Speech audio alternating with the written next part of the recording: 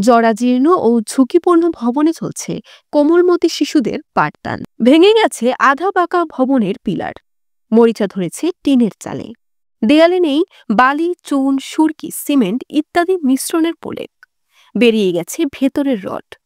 এরই মধ্যে দেখা যাচ্ছে দেয়াল জুড়ে অসংখ্য ফাটল, স্যাঁতস্যাঁতে পরিবেশ। এমন জরাজীর্ণ ও ঝুঁকিপূর্ণ শ্রেণীকক্ষে ক্লাস করছে শিক্ষার্থীরা।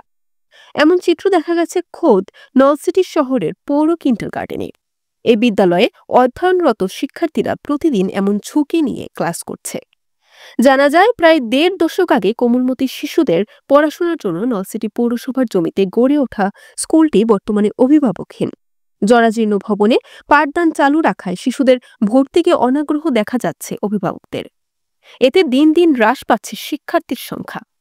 সংশ্লিষ্টরা জানান, বিদ্যালয়ের সবকটি কক্ষ ঝুঁকিপূর্ণ হয়ে ব্যবহারের অনুপযোগী হয়ে গেছে। ঝুঁকিপূর্ণ ভবনে বাধ্য হয়ে ক্লাস নিতে হচ্ছে, সবসময় আতঙ্কের মধ্যে থাকতে হয়। এখানে নতুন ভবন প্রয়োজন। এই ভবন দিয়ে বর্ষার সময় পানি চুইয়ে পড়ে। সরেজমিনে দেখা যায়, দেয়ালের ঢালাইয়ের রড বেরিয়ে পড়েছে।